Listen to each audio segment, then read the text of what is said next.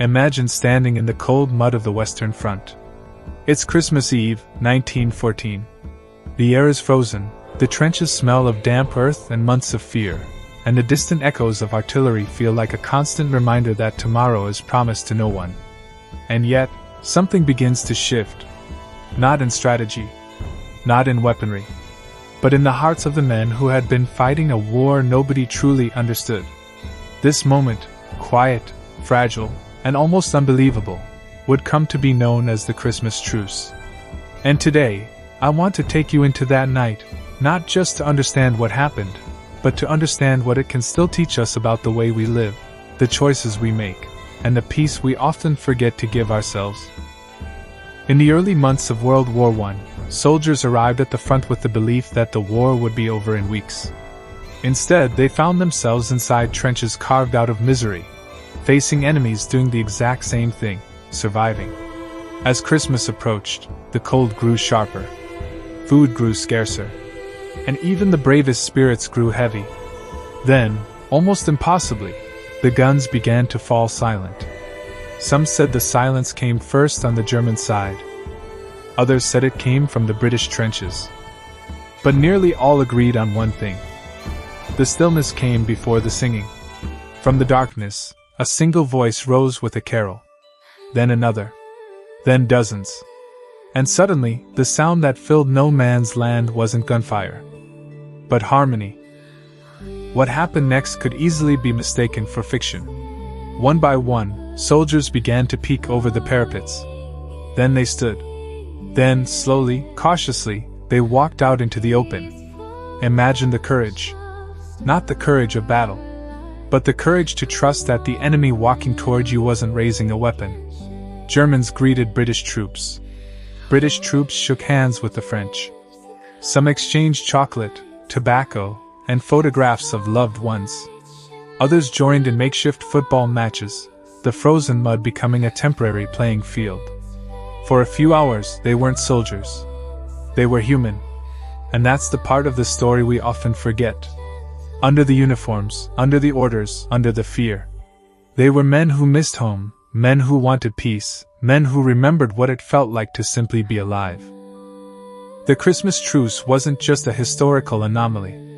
It was a reminder of something powerful. Peace is possible even in the harshest conditions. Clarity is possible even in chaos. And connection is possible even across the deepest divides.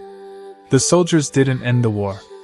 They didn't change history in a military sense. But they changed themselves. And they changed the way we understand the human heart. When they stepped into no man's land, they taught us that the enemy is often someone who is far more like us than we want to admit. That the world softens when we do. And that choosing peace, even briefly, can be the bravest thing a person does. As you listen to this story, I want to invite you to pause, not just physically, but mentally. Think about the battles you're fighting right now. Not with nations, but with yourself. Are you holding on to tension that's been weighing you down? Are you stuck in routine, forgetting to look up? Is there someone in your life you could extend your own version of a truce to? Because sometimes, the most revolutionary thing we can do is stop for a moment. To breathe. To soften. To listen. To let the noise fade, so the music underneath can be heard again. The soldiers of 1914 didn't wait for permission to make peace. They simply decided that, for one night, their humanity mattered more than their orders. And maybe that's the lesson we can carry with us. That peace is not something we stumble upon, it's something we create, one decision, one moment, one breath at a time. Eventually, of course, the truce ended. Orders were given. Guns were reloaded. The war resumed. But something had changed. Soldiers wrote home about the experience. Many admitted they no longer saw their enemies the same way. Some couldn't bring themselves to fire the next day. And isn't that the real power of compassion? Once you see someone's humanity, you can't unsee it.